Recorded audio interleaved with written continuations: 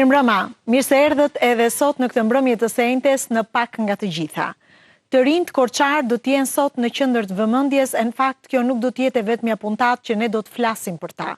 Jam shumë e lumtur që do të prezantoj sot dy të rinj që nuk janë gjë tjetër vetëse jo vetëm të suksesshëm në fushat e tyre, por janë të rinj të cilët po krijojnë ura lidhse kulture dhe bashkëpunimi mes Shqipërisë dhe Italisë. Një jeton në Shqipëri, po prej vitesh tashma ka zgjedhur që të formohet duke studiuar në seksionin Itali-Shqip në një prej gjimnazeve të qytetit të Korçës, ndërsa tjetri, një korçar i cili prej vitesh jeton në Itali, ka vendosur të kryejë aty studimet, por ka vendosur të jetë një hap shumë të rëndësishëm në jetën e tij, edhe atë do ta njohim pak më vonë. Po prezantojmë më një herë të ftuarën e parë në studio, nuk është hera e parë në fakt që publiku e njeh, por ajo sot vjen me një triumf për ta ndarë me publikun e gjerë. Është Hamdiona Terolli, është nxënëse në klasën e 12 në gjimnazin Themistokli Gërmenji. Jona, mirë se erdhe. Faleminderit për ftesën. Nuk është hera e parë që ti ndan me publikun tematika të ndryshme, por sot është dita jote, është një triumf që ti e ke rrëmbyer. Sigurisht janë njerëz të tjerë kompetent që e kanë vendosur arsye pse. Është fituese e çmimit të parë në një konkurs mbarkombëtar të organizuar nga Ambasada Italiane, organizuar nga Instituti Italian në bashkëpunim me Departamentin Italian, në Fakultetin e Gjuhëve të Huaja në Tiranë dhe me Ambasadën Italiane. Është edicioni i dytë që zhvillohet dhe Jona do ta flas me gjerësisht se ç'është ky konkurs, sa ka qenë numri në fakt i pjesëmarrësve dhe si ajo arriti të triumfojë, të rrëmbej këtë vend që në fakt si tematik kryesore kishte pikërisht to urat lidhse mes dy vendeve tona, Shqipërisë dhe Italisë. Jona, të uroj një për çmimin. Është kënaqësi që ti je sjell jo vetëm në shkollën ku studion, në seksionin që ke zgjedhur prej 3 vitesh, po është sukses i madh edhe për qytetin tonë. Faleminderit. Si u bëre ti pjesë e këtij konkursi? Atëherë thirrja normalisht i erdhi shkollës dhe seksionit ton, ishte një thirrje në të cilin të gjithë nxënësit që kishin dëshirë, nxënës të klasës së 12 mund të merrnin pjesë, pra ne të seksionit të gjuhësh, dhe nxënësit të cilët kishin dëshirë të shprehnin krijimtarinë e tyre dhe origjinalitetin, pasionin e tyre, mund të merrnin pjesë, të shkruanin një histori bazuar mbi paragrafin iniciues që ishte dërguar nga organizatorët, dhe më pas këto histori që ne do të krijonin do të dërgoheshin për të vlerësuar nga juria dhe nga komisioni që ata kishin vendosur. Konkretisht për çfarë bëhej fjalë? Atëherë, siç edhe ju e thatë, tema ishte Italia dhe Shqipëria, një lidhje që rritet, dhe paragrafi i hyrës, ai i cili ishte njësoj për të gjithë nxënësit pjesëmarrës, kishte të bënte me një djalë të vogël, një djalë shqiptar, i cili quhej Dorian, dhe në shtëpinë e gjyshërve që kishin pak kohë që ishin ndarë nga jeta. Pa e treguar historinë. Ideja ishte që secili nga pjesëmarrësit në konkurs do të sillte një histori të krijuar nga ata vetë. Po. Paragrafi i hyrës ama ishte njësoj për të gjithë. Paragrafi i hyrës ishte për të gjithë njësoj dhe ju do të vazhdonit historinë. Historinë ishte totalisht në dorën tonë se si do të vazhdonte rrjedha e historisë. Ama paragrafi i hyrës ishte njësoj dhe ishte i njëjtë edhe për nxënësit e klasave të 9-ta, edhe të klasave të 12-ta dhe për universitetin. Cilat ishin kriteret në cilën një nxënës përveç se besoj duhet ishte njohës i mirë italisht. Patjetër.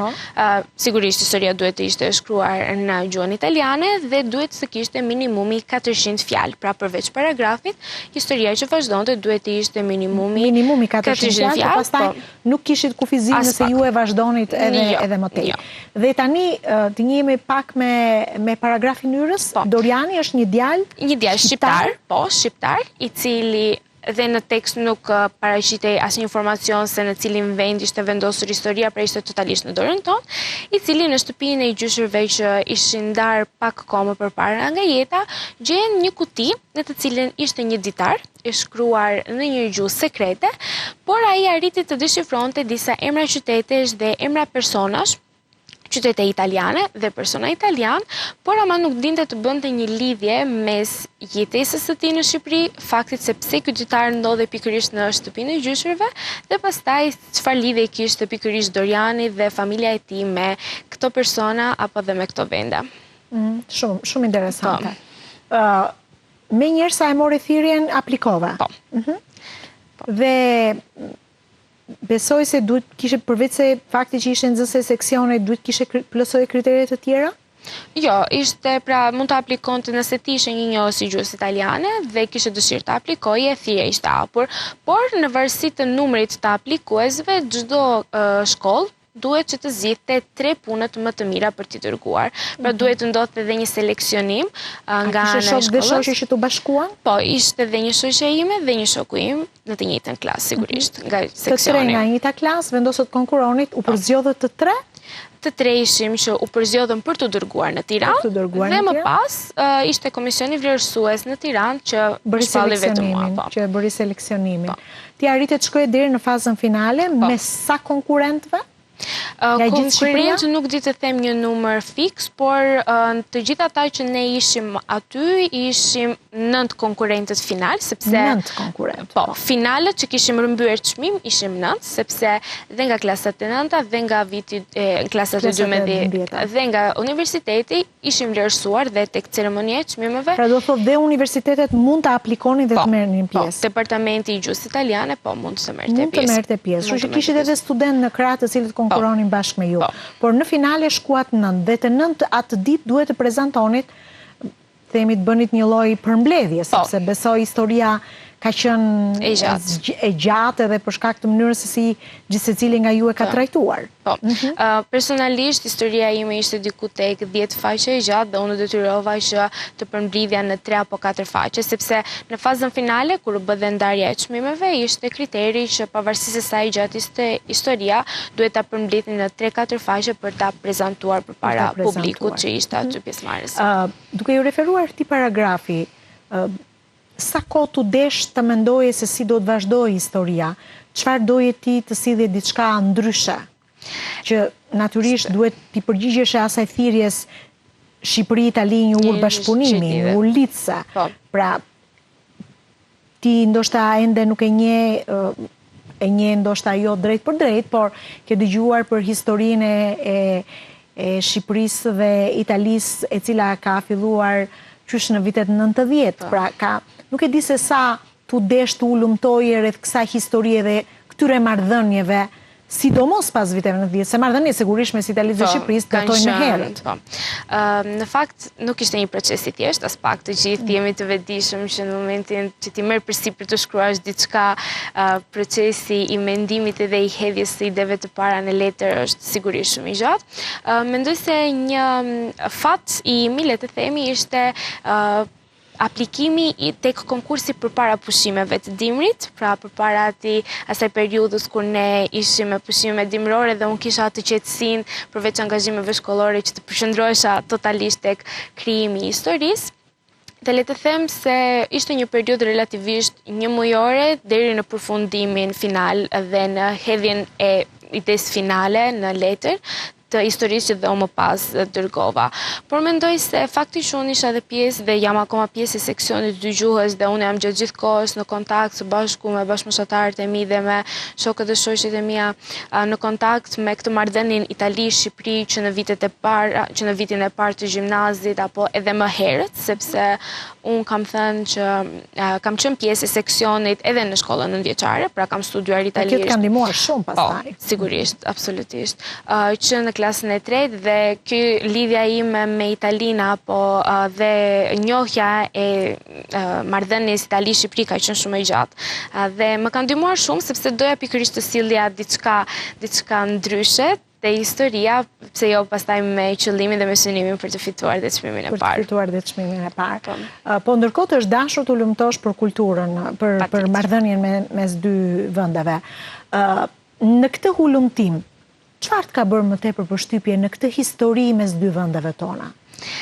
Një profesor im italian që ishte deri vitin e kaluar, Paolo Maggioli, thoshte gjithmonë që Italia është një muze i hapur. është një muze në qiell të hapur dhe unë e mbaj mend akoma këtë thënie që ai gjithmonë na e thoshte, pavarësisht se ishte profesor matematike dhe fizike, ai gjithmonë e thoshte këtë që Italia është një muze në qiell të hapur. Dhe unë pikërisht ndoshta jo drejt për drejt nga ai, por nga marrëdhënia dhe mënyra se si ne studojmë kulturën edhe artin italian edhe në seksionin tonë, ndala pikërisht tek arti.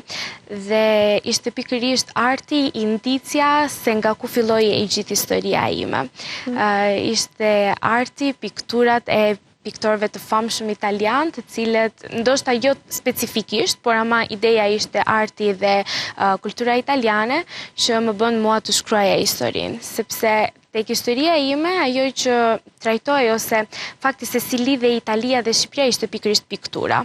Ishte djali shqiptar, ai i cili kishte udhëtuar drejt Italisë për të studiuar për pikturë dhe për restaurim pikture, sepse ishte i apasionuar pas artit, dhe më pas kishte njohur edhe bashkëshorten e tij aty, që ishin pra prindrit e Dorianit, i cili gjen ditarin. Dhe pikërisht ishte kjo kultura edhe arti italian që unë doja të ndalesha dhe të vazhdoja historinë time. Shumë bukur. Dhe sa më shumë të njohësh kulturën italiane, aq më të lehtë ke pastaj edhe ta trajtosh atë dhe sidomos në histori të tilla të veçanta. Pa diskutim. Gjatë prezantimit të 9 historive që shkuan në finale, cila ishte historia që ty të bëri më shumë përshtypje nga bashkëmoshatarët e tu? Ishte diçka që të pëlqeu, të tingëlloi këndshëm? Një, pra me shihen tënde, dhe dyta që pse jo ta shikoj edhe si konkurrent të fortë. Në fakt, ajo se çfarë më pëlqeu dhe më bëri vërtet shumë përshtypje, që ishte një gjetje shumë mirë e realizuar, ishte një nga nxënësit e universitetit që kishte zgjedhur të bënte pikërisht lidhjen me shkencës dhe historisë, sepse në historinë që ajo kishte trajtuar ishte një shqiptar i cili ishte detyruar të emigronte gjatë eksodit të viteve 90 drejt Italisë, por ama ishte një person i cili ishte marrë me hulumtimin e teorisë së relativitetit, pra ishte një studiues shumë mirë i teorisë së relativitetit të Einsteinit, dhe mënyra se si ajo e kishte lidhur pikërisht figurën e Einsteinit me teorinë e relativitetit dhe me studimet që ky shqiptar kishte bërë për këtë teori dhe për punën e Albert Einsteinit, ishte një gjetje shumë mirë e realizuar. Interesante. Ishte shumë interesante. Mirë, Jona, ne do të qëndrojmë së bashku këtu, sepse do të mirëpresim tani në një lidhje dhe drejt për drejt nga Italia, një tjetër shqiptar, një korçar i cili, siç e prezantova, ka vendosur të jetë një hap shumë të rëndësishëm në jetën e tij, dhe të bëhet pjesë e politikës italiane. Do të na i shpjegoj vetë ai pse. Në fund të muajit maj, ai do të jetë pjesë e një konkurrimi që besoj do të jetë një konkurim me dinjitet. Ai do të përfshihet pikërisht në zgjedhjet lokale, ku pretendon që të jetë antar i Këshillit Bashkiak të një zone të caktuar në Itali, aty ku ai dhe jeton dhe për shumë vitesh, ka përfunduar edhe studimet, është në vimësi të studimeve të tij të larta ende, është sekretar i Partisë Demokratike në Soma Lombardo në Itali dhe është i angazhuar pikërisht për një sfidë të re në politikën italiane, duke kandiduar për Këshillin Bashkiak në zgjedhjet që do të mbahen në fund të muajit maj. Dhe shpresoj që Giulianon ta kem në një lidhje të drejtë për drejtë. Është Giuliano Banaj, një korçar i cili do të në ndajë me ne tani historinë e tij. Përshëndetje të tërëve, ju falenderoj për të lidhje, si qytetar korçar, si person që ka lindur në Korçë, që ka origjinën nga Korça, e ndej veten të nderuar për këtë kolegim me ju, me Retësh Korçën, prandaj dua të falenderoj si gjën e parë gjithë redaksinë, regjinë, teknikët që po bëjnë të lidhje, juve, zonja Pambuku, që më dhatë këtë oportunitet. Edhe shumë, Giuliano, është kënaqësi që kemi patur mundësi të flisnim në fakte dhe dije bashkë, edhe më vjen mirë që kam një të ri korçar me kaq ambicie, po ti ke një histori shumë veçantë, i larguar nga qyteti i Korçës në një moshë shumë të vogël dhe dua t'i përgëzoj prindërit e tu që kanë punuar fort me ty që ti ta flasësh kaq bukur shqipen tonë. Faleminderit. Po, si që thatë, unë jam larguar nga Shqipëria kur isha 5 vjeç, që kur kam 22 vjetë tani që jam larga theut, prandaj nuk kam bërë asnjë vit shkollën në Shqipëri edhe gjua si po ju flasun tani është thjesht nga ajo që më kanë kaluar prindrit, familja, nga filmat shqiptar, nga kultura shqiptare dhe që jo nga emisionet shqiptar që kam ndjekur gjithmonë që kur isha i vogël. Giuliano, tani për të njohur edhe publiku i gjerë, po me shumë gjasa kur të shohin këtë emisione dhe gjithë bashkëdhetarët tanë në Itali, po edhe jashtë kufive të Europës. Ti je vendosur në moshën 5 vjeç bashkë me prindrit, ashtu si një pjesë e madhe e shqiptarëve, fillimisht në shtetin fshinj të Greqisë. Për sa vite keni jetuar në Greqi? Kemi jetuar për 2 vjetë pak a shumë, pastaj kemi zhvendosur në Itali. Po. Konkretisht në cilën zonë, në cilin qytet i Italisë për ta kuptuar të gjithë? Po. Qyteti quhet Somma Lombardo, është qyteti i aeroportit të Malpensës. Prandaj besoj që të paktën emrin e aeroportit e kanë dëgjuar gati të tërë shqiptarët se është aeroporti kryesor i Milanos. Është Linate, pastaj është Malpensa. Ndërkohë, Giuliano, me kalimin e kohës u desh edhe të integroheshe në jetën italiane, fillimisht kontakti parë, pa diskutim që kanë qenë sistemet arsimore. Po, ati kam bërë shkollën fillore, shkollën e mesme dhe gjimnazin. Në gjimnaz më ka lindur dhe kjo interes për politikën, fillimisht për komunitetin shkollore dhe për problematikat e studentëve dhe atje u zgjodha në fillim kryetar klase, pastaj kryetari i studentëve të shkollës të gjimnazit Carlo Alberto Dalla Chiesa të qytetit të Sesto Calendes, edhe avash pastaj kjo pasione, kjo interes u transformua në politikë reale, ajo që bëhet tani. Po, për cilën do flasim gjëre gjatë. Tani më shpjego pak, fillimisht ti je zgjedhur me shumicë votash brenda klasës si senator. Po e përkthej kështu për gjithë ata që janë duke na ndjekur. E pastaj po përsëri me shumicë votash je zgjedhur të jesh në krye si president i shkollës, i gjimnazit ku ti studioje. Si e ndjeje veten në konkurim me bashkëmoshatarët e tu? A kishte aty të tjerë shqiptar? Ti gjithmonë je prezantuar, je identifikuar si një nxënës nga Shqipëria? Po, fakti është që kur e shkruajnë emrin duket që nuk është emër italian, se dihet Giuliano është dihet si emër italian, po është me shkrimin shqiptare, prandaj nuk. Atje shkruan me X. Jo me G italiane. Po, e kuptova. Si e ndjeje veten kur gjeje mbështetjen e gjithë shokëve dhe shoqeve që megjithëse mund mos ishin shqiptar, ata të votonin? Se që aty duket mbështetja herët? Kanë qenë momente vërtet inspiruese. Në fakt, unë nuk desha të isha shqiptari fillimisht që deshte të përfaqësonte shqiptarët apo minoritetet apo njerëzit të ardhur, po isha thjesht studenti që deshte të përfaqësonte studentët. Prandaj nga kjo më ka ndihmuar se jam gjithmonë nuk e kam patur atë nevojën e shumë të integrimit ose të presionit nga ky aspekt. Kam qenë gjithmonë ai që jam. E kuptoj.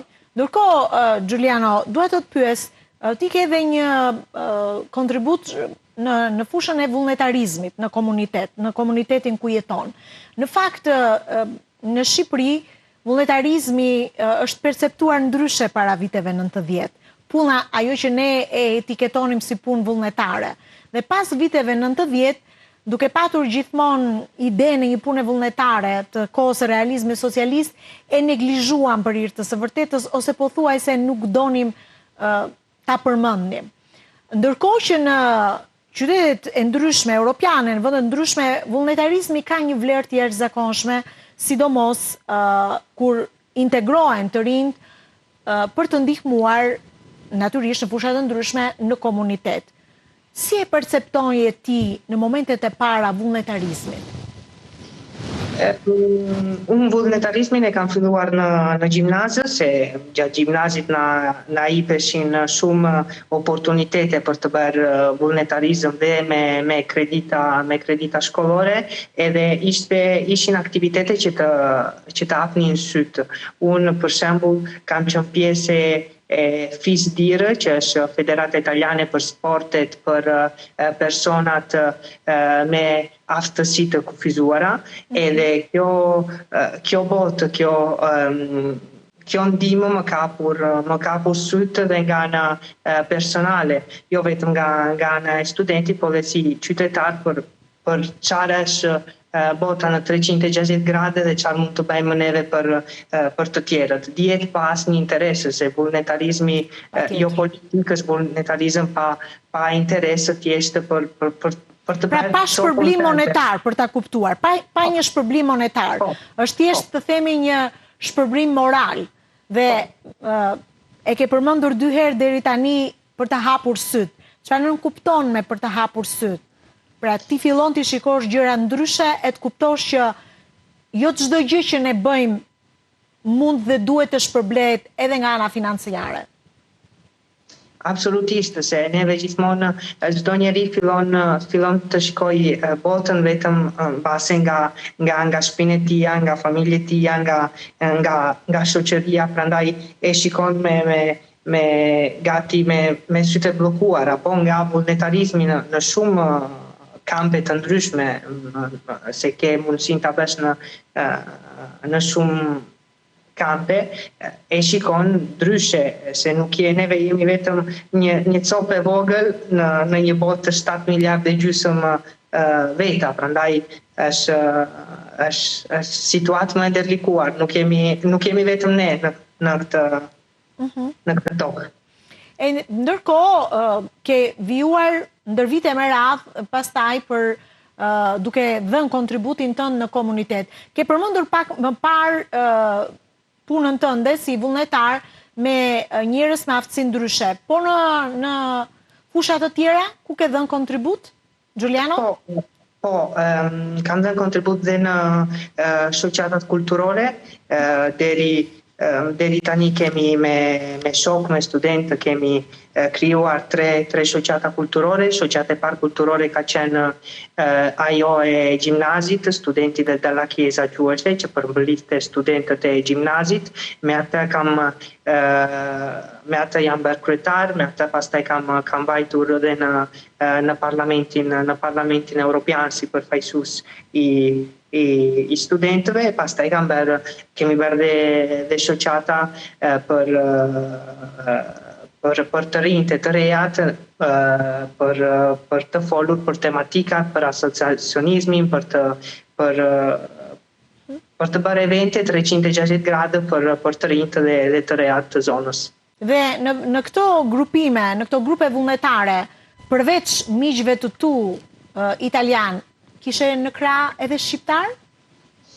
Po, kam patur në krah dhe në shqiptar, dihet që pjesa më e madhe ishte pjesa e italianëve, se në fakt është e vështirë të gjesh jo vetëm shqiptar, po njerëz në shtetësi ndryshe në këto aktivitete, se dihet janë aktivitete që bëhen zakonisht kur je integruar 100%, mund të mendosh vetëm kur je integruar tamam, mund të mendosh dhe për të tjerët, se dihet që çdo rrethan është ndryshe. Po shqiptarët kanë patur, se shqiptarët në Itali ka goxha.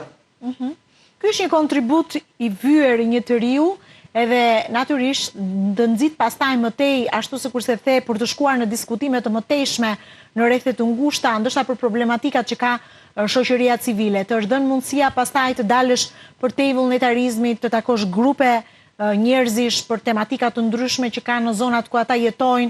Pra, në një farë mënyrë ti je i integruar plotësisht dhe të kuptosh që ti tashmë je pjesë e shoqërisë civile. Po, kjo oportunitet më është dhënë prapë kur po mbaronja gjimnazin si përfaqësues i studentëve këtë radhë të Lombardisë si për një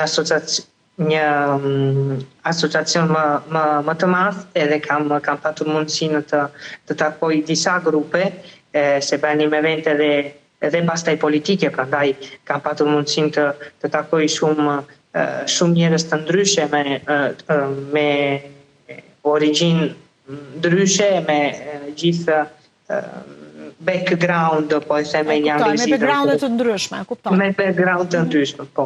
Pra, ndoshta këtu të është dhënë hapësira dhe mundësia pse jo të fillosh të kuptosh edhe se si funksionon politika në Itali.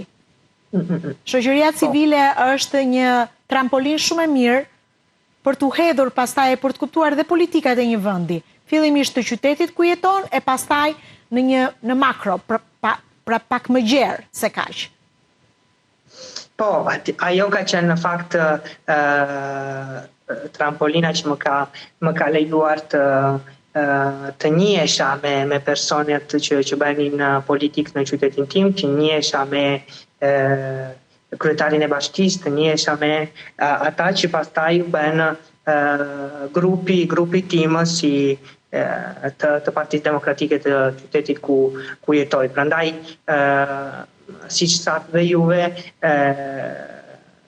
antarësimi civil në shoqërinë civile është të paktën këtu në Itali, është kryesor për pastaj për të bërë hapin tjetër në politikë, se po nuk ku u bëre të njohin dhe për këto gjërat e tjera, nuk ke si të hysh edhe në ambientet në institucionet shtetërore, është e vërtet. Po, të është dhënë një mundësi kur ishte ende në bankat e shkollës për të vizituar Parlamentin Evropian në Strasburg. Ishte një mundësi e jotja që t'u dha në shkollë dhe ti e shfrytëzove, apo e kishe kërkuar ta bëje një gjë të tillë? Të them të vërtetën, unë pata këtë mundësi se isha delegat i shkollës në asamblenë rajonale, se nuk e më përpara mbase nuk e shpjegova tamam, kam qenë dhe delegat i shkollës në asamblenë rajonale dhe neve kishim ishte një projekt evropian që mblidhte të tërë studentët e Lombardisë në Strasburg, në Parlamentin Evropian të Strasburgut. Prandaj atje pastaj vizituam Parlamentin edhe komisionet edhe pam si funksiononte gjithë Parlamentin. Cila ishte përshtypja e parë e jotja pasi ndoqe e hyre në Parlament? Çfarë të ngacmoi pastaj? Ishte ndoshta këto vizita, këto angazhime një arsye për t'ju bashkuar tani seriozisht politikës në Itali? Gjë e parë që më bëri të thosha wow, ishte fakti që ishin çdo parlamentar kishte kufjet e tija, edhe ishin 27 përkthyes në regji që përkthyenin drejt për drejt fjalimet e kolegëve që flisin një gjuhë tjetër. Kjo ka qenë gjëja e parë që më vunë sy. Ka bërë përshtypje. Më bëri përshtypje.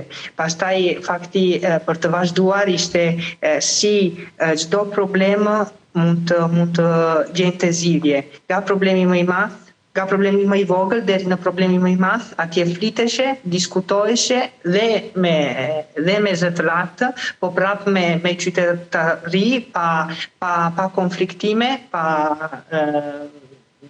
të ngritur shumë tonalitetit, po me argumente. Me argumente të forta shumë herë, po pastaj në fund të zgjidheshe gjithmonë problematika. Një gjuhë e përbashkët zgjidheshe gjithmonë, dhe kjo është dhe politika për mua. E gjetura e një gjuhë të përbashkët, të cilat pastaj mund të zgjidhin problemat e komunitetit. Shumë bukur. Kur u bëre pjesë e Partisë Demokratike në Somera Lombardo, kush ta propozoi një gjë të tillë? Të bëhesh antar, se fillimisht besoj i bërë antar, pastaj ke filluar të kapësh pozicionet brenda partisë. Po, Po, unë u bëra antar në fakt në 2019, po mos gaboj, u bëra antar e pastaj në 2020 kishim zgjedhjet e bashkisë. Partia Demokratike kishte fituar mirë në 2015 e pastaj kishte zgjedhjet në 2020. Që në 2020 më deshin si këshilltar, të kandidohesha si këshilltar, po nuk kisha akoma në shtetësinë italiane, prandaj nuk e pata këtë mundësi në 2000. Pra të pengonte, të penalizonte fakti që ende nuk ishe marrë në shtetësinë italiane. Pra qysh atëherë të është propozuar nga strukturat e partisë që ti të kandidoje si antar i Këshillit Bashkiak? Po, djetë që... Ja me sakt? Po, jeni shumë sakt. Jeni shumë sakt edhe... Po, e them këtë sepse në fakt në 2020 situata ndryshoi brenda strukturave të partisë, pra pas zgjedhjeve ju propozuan, meqense nuk kishit antar i Këshillit Bashkiak, u bë një tjetër propozim, informacion të cilin unë e kam marrë në fakt dhe nga të përditshmet italiane, gazetat të cilat shkruanin me shumë eufori për ju, ishit vetëm shumë i ri, ende shumë i ri, dhe pas 10 vitesh në drejtim, Angelo Ruggeri u tërhoq dhe të dorëzoi stafetën. Dhe konkretisht, gazetat thoshin, po tërhiqet, pra pas 10 vitesh, Angelo Ruggeri po tërhiqet dhe po ja dorëzon stafetën brezit të ri. Pra, po ja dorëzon të ju. Po, ka qenë një moment shumë emocionues në fakt, se neve duhet pasi fituam mirë në 2020, ishte Angeloja deshte të bente një hap mbrapa si kryetari i seksionit, se u futë dhe në Këshill, se ka një histori të gjatë politike, prandaj deshte të kalonte stafetën. Zakonisht bëhen kongrese ku ka shumë propozime kandidatësh edhe pastaj seksioni voton. Neve jemi si seksion 60 veta, që nuk janë pak, që pastaj duhet votonin për kryetarin e ri. E fillimisht unë mendonja që do futesha në drejtorinë e seksionit, nuk mendonja sinqerisht që do më propozonin si sekretar, po si sekretar, se pastaj kjo është roli më i lartë, por pastaj merdi telefonata që dhe nga ishë tani është ishte, po atëri ishte kryetari i rethit të Partisë Demokratike, kishte bërë propozimin e emrit tim edhe ranë të tërë dakord pa... Pra, ke marrë votat unanime? Po. Bëm kongresin në 14 vjetor të 2021-shit edhe po zgaboj edhe po, unanimisht. Në 14 vjetor, në sallën shumë funksionale në Via Marconi, këtë trashëgimi të gjatë ja lën një djali shumë të ri në moshë, të përkushtuar ndaj politikës, që kur ishte jaftë në shkollë dhe tashmë i përqendruar drejt një të ardhme të re në politikën italiane. Dhe ky ishte një korçar. Apo jo? Po, absolutisht. Tani, mbasi ke marrë këtë pozicion, sigurisht kanë kaluar shumë vite, si je penduar që je bërë pjesë tashmë e politikës italiane, kendo në një ndoshta dyshim se mund mos e kishe hedhur këta hap? Je penduar? Ca ere bëjmë batutat, bëjmë batuta me shokët për këtë rol, po ishte dhe pasioni tim. Nuk ka qenë asnjëherë një gjë e lehtë, se sidomos kur je në pushtet, nuk është vetëm drejtimi i seksionit, por është dhe drejtimi i qytetit, se pastaj ke një koalicion që duhet menaxhosh, ti ke si Parti Demokratike ke më shumë këshilltar se sa të tjerët, prandaj ke një punë brapa jo të lehtë edhe me institucionet për të drejtuar një qytet. Prandaj nuk ka qenë gjë e thjeshtë, po thjeshtë pasioni edhe edhe fakti për të provuar për të dhënë kontributën time në botë pas një kthim monetar, se në këto nivele nuk ke kthim monetare, bën thjesht për pasione, bën thjesht për se do të japësh një kontribut të ndihmosh, po është ka qenë deri tani zgjidhja time dhe po vazhdoj të bëj këtë gjë. Giuliano, si do ta përkufizoje ti me një fjali politikën italiana?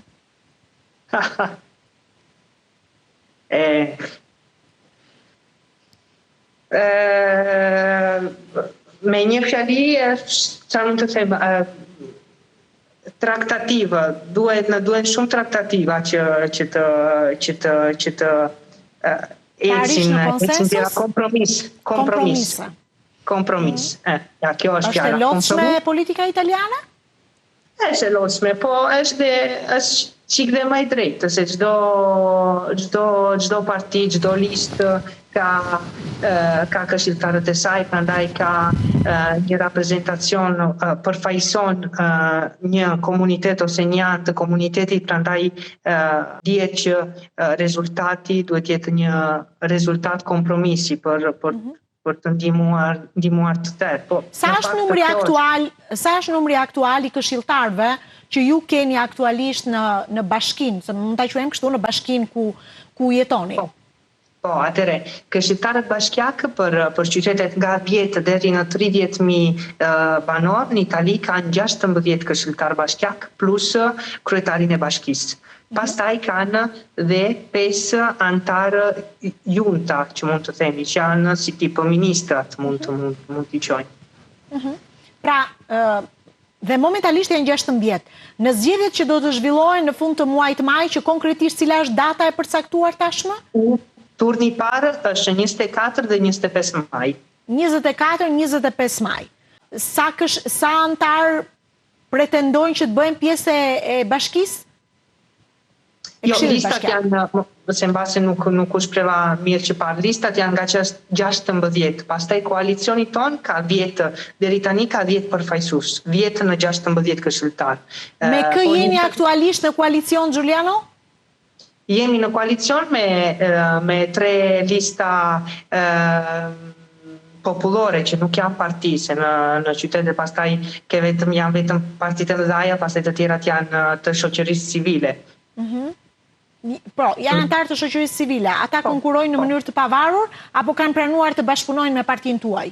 Jo, ata bashkëpunojnë me ne. Pastaj është koalicioni tjetër i qendrës së djathtë me 5 lista, edhe janë dhe dy kandidat të tjerë. Do me thënë, në 24 e 25 maj do jenë 4 kandidatë për kryetar bashkie edhe me 4 koalicione të ndryshme. Giuliano, duke e njohur deri diku, po jo mjaftueshëm, nuk pretendoj asnjëherë që e njoh mjaftueshëm politikën shqiptare, më bën shumë përshtypje se si gazetat kanë përmendur mënyrën se si ish kryetari i mëparshëm ja ka dorëzuar stafetën një djaloshi shumë të ri, e mes të tjerash thuhet që ai duhet ndoshta ta kishte bërë këtë hap edhe më përpara. E pranojnë lehtësisht politikanët italianë të largohen në një moment të caktuar nga politika? Po, unë besoj që në këto nivele, po, se nuk janë nivele të parlamentit, ose janë lokale. Janë në nivele lokale. Në nivelet lokale nuk ka shumë konflikte. Dihet që pastaj interesi krijohet mund të krijohet në çdo vend, nga niveli më i vogël dhe në niveli më i lartë. Por për një person si Angelo Ruggeri, që kishte vite që bënte politikë, e ndjesh edhe vetë deshte ta linte rolin. Surpriza ishte që malamua në fakt që ja la një personi kaq të ri me historinë e tija, jo italian, se atëre nuk ishte italian, prandaj kjo ishte më shumë historia, se dhe pastaj qyteti tim dihet që 18.000 banorë mund të duken pak, mund të duken shumë, po nuk është e thjeshtë, siç thash që parë, nuk është e thjeshtë për të menaxhuar dhe në nivel Italie nuk ka shumë sekretar të rinj, se pastaj është gjithë organizimi mbrapa, gjithë menaxhimi që nuk është e thjeshtë. Prandaj kjo ishte gjëja jo shumë normale. E kuptoj. Ndërkohë Giuliano më ka bërë shumë përshtypje ndër të tjera në artikull ku thuhet: zgjedhja tashmë rambi brezin e ri. Me Giuliano ne po bëjmë një hap përpara. Po shtojmë të rinj në bord, të cilët do të kenë shumë kohë për të vërtetuar vlerën e tyre. Ishte shumë e bukur dhe më besoj që është një model shumë i mirë që duhet ta ndjekin edhe, mendoj unë, në këndvështrimin tim, duhet ta ndjekin edhe politikanët shqiptar, duke i dhënë shanse dhe mundësi të rinjve si puna jote, ta kanë dhënë italianët të mundësi e mendo pastaj nëse do të jepje kontribute të tilla dhe në vendin tënd. Si e percepton, unë di që ti i pari në listë, në listën e antarëve të Këshillit Bashkiak që do të konkurojnë, apo jo? Po. Të uroj shumë suksese, megjithëse më thatë kur kemi biseduar që unë vërtet jam i pari, por varet se sa është numri votave që unë marr, sepse kështu funksionon. Po, se në Itali për Këshillin Bashkiak janë votat e preferencave. Pastaj deshen të më renditin mua si të parin, si kryetari i partisë, po janë të rëndësishme preferencat që qytetarët të japin. Prandaj është ky nivel ku politikanët janë më të afërt me besoj unë me qytetarët, se pastaj votën e marrin direkt, preferencën e marrin direkt nga qytetarët. Prandaj është dhe mënyra, sipas meje, preferencat janë dhe mënyra më e mira për të zgjedhur. Po besoj për të fituar besimin e masës së gjerë, të sovranit, besoj ju keni filluar një fushat në teren. Po, kemi filluar fushatën, kemi gatin nga janari që kemi filluar fushatën, se kandidatin e zgjodhëm neve si partia më të madhe, bëjmë primarjet që quhen, do të thënë votimet brenda seksionit për të zgjedhur kandidatin për kryetar bashkie, se ishin dy persona që ishin propozuar, pasi që votuam neve, pastaj dhe partitë e koalicionit e pranuan këtë kandidate, prandaj kemi nga gjysma janari që po bëjmë fushatë për këtë personë që është zëvendës kryetari aktuali i bashkisë që po kandidon si kryetar bashkie. Giuliano, çfarë ju premton ti njerëzve kur shkon në fushat? Cilat janë prioritetet e tua si antar i Këshillit Bashkiak? Atëre, unë të them të drejtën nuk jam shumë personi i premtimeve. Kjo fakti i premtimeve nuk është gjë që më pëlqen shumë mua, si duket gati një shkëmbim votash premtimi, prandaj nuk jam një person që premton. Përsa i përket vizionit, siç e kemi bërë si koalicion dhe për pjesën që besoj unë, është për një qytet më të gjelbër, domethënë me hapësira më të mëdha. Me hapësira më të mëdha, me rikualifikim i zonave të degraduara, me bllokimin e konstruksionave të reja, se neve jemi një zonë veriu italisht, zonë që ka patur shumë fabrika, prandaj ka patur edhe ca zona që tani janë të degraduara, edhe neve preferojmë të rregullojmë ato, se sa të lejojmë konstruksione të reja në zonat e gjelbër. Prandaj kjo është një premtim, pastaj është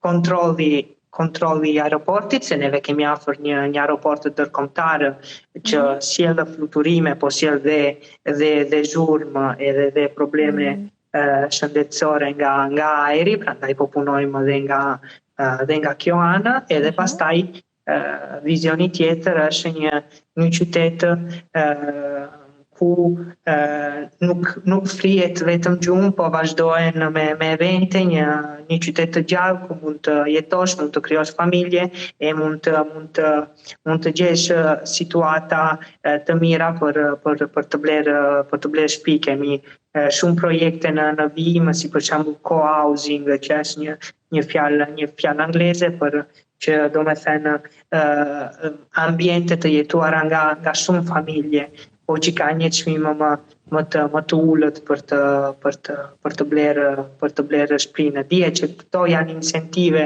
që bëjmë si administrim publik, do me thënë si bashki, po kur ti ke një balancë për 20 milionë, pastaj neve kemi dhe fatin të kemi farmacitë ndërmarrjen publike, ku kemi dhe farmacitë publike, dhe ato zakonisht çdo vit na sjellin 2 milionë euro në kasat e bashkisë, me ato lekët me avanco që quhet, do me thënë me lekët që nuk kemi shpenzuar, që kishim thënë që do shpenzonim, por nuk kemi shpenzuar se na kanë ardhur më shumë, duam të bëjmë këto shfrytëzoni për të tjera projekte, po. Shumë e qartë. Beson se do të kesh mbështetjen e italianëve, po ndoshta pse jo edhe shqiptarëve që jetojnë aty?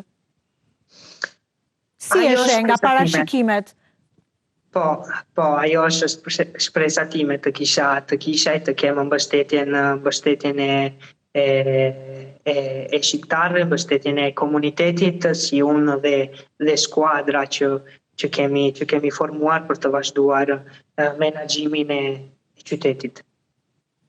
Dhe unë të uroj vërtet suksese dhe besoj se gjithë shqiptarët që jetojnë në zonën ku ti banon do të kenë, pa diskutim do të mbështesin një djalë të ri, një shqiptar i cili po punon fort për qytetin aty ku jeton, ku tashme ke ndërtuar jetën tënde. Unë dua të pyes si perceptohet funksioni i një antari të Këshillit Bashkiak në Itali, sepse ndodh shpeshherë, ne kuptojmë që mbasi zgjidhesh antari i Këshillit Bashkiak, mjafton që të jesh pjesë e mbledhjeve të Këshillit Bashkiak, dhe në fakt kemi konstatuar që këta antar nuk gjenden gjithmonë pranë komuniteteve të cilët e kanë votuar. Si funksionon në Itali? Është një lloj detyrimi jo vetëm moral që antari i Këshillit Bashkiak të jetë në çdo moment, jo vetëm pasi ai zgjidhet. Po, absolutisht. Këtu si që thash parë, votohesh me preferencat, jo me listat të bllokuara. Prandaj dihet që antari i Këshillit duhet të jetë gjithmonë afër popullatës dhe qytetit.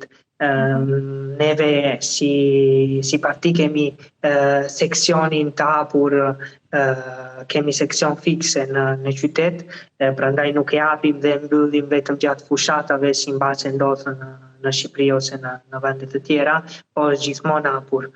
Prandaj kemi grupe WhatsApp, kemi mënyra komunikimi, edhe personat e jetojnë në qytetin. Nuk fshihen ose nuk vinë vetëm për komisionet ose për Këshillin Bashkiak. Giuliano, përse duhet të votojnë ty italianët dhe shqiptarët? Unë mendoj për të vazhduar të rinovimin e Këshillit Bashkiak, për të votuar një person çik më të re, për të ullur do thosha età media, po në Shqip, për të ullur moshën e këshilltarëve. Pra për të mbështetur të rinjt, politikanë të rinj. Për të mbështetur të rinjt, e jetë pastaj si mua dhe të tjerët kemi programin, prandaj sipas meje është e rëndësishme dhe për të dhënë një ndryshim, se deri tani prapë dhe në neve politikën e kanë bërë klasa që ka shumë vite që është në politikë dhe në pushtete dhe që po vazhdon të bëjnë pushtetin. Prandaj duhet të një ndryrim, se me gjithë respektin, persona që kanë lindur në vitet 50, 60, kanë, po flasë në Itali, nuk po flasë në Shqipëri, kanë një mentalitet të ndryshe për botën, për politikën e për disa situata. Tani kemi komunikim ndryshe, mund të udhtojmë në gjithë botën, kemi marrëdhënie ndryshe, prandaj është momenti. Prandaj dhe qasja e politikës duhet të jetë ndryshe. Duhet të jetë një këndvështrim të ri. Sa shpesh vjen në Shqipëri, Giuliano?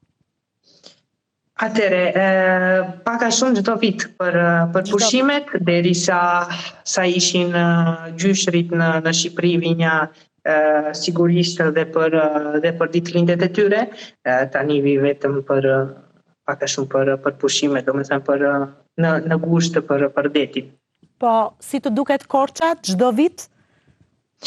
Korça më duket gjithmonë e bukur. Korça ka qenë gjithmonë sipas meje qytet ndryshe nga qytetet e tjera të Shqipërisë. Këtë nuk po e them se jam korçar, po gjithmonë dhe kur isha 8, 10, 12 vjeç e shikonja ndryshimin midis qyteteve të tjera shqiptare ku vetëm ndërtoheshe pa plan, ndërsa Korça paka shumë rinte gjithmonë e njëjta.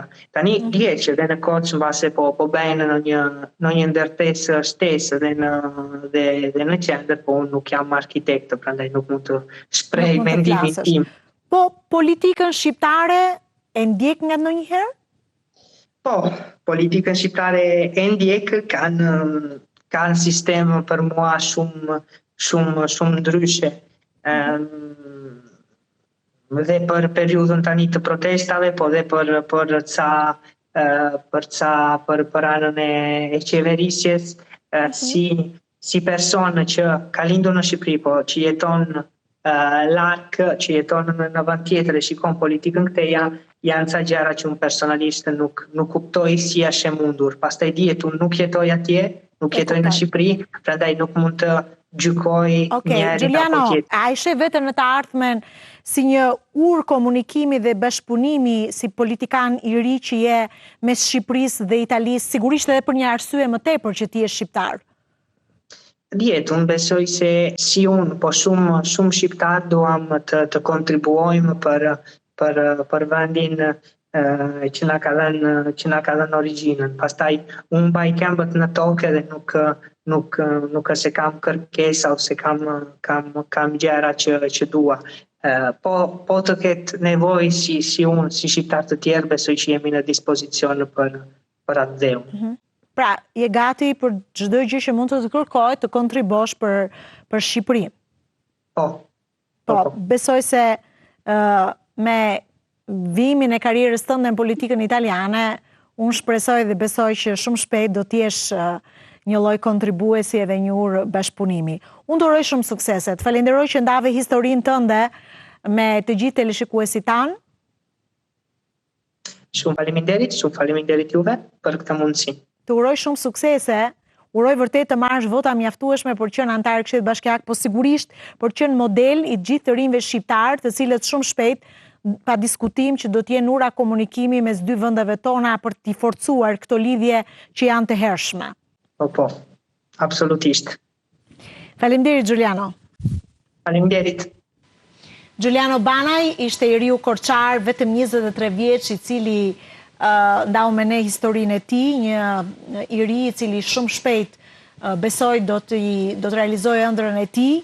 Tashmë për vitesh ai është pjesë e politikës italiane dhe natyrisht është një model i një të riu shqiptar i cili pa diskutim na përfaqëson në mënyrë dinjitoze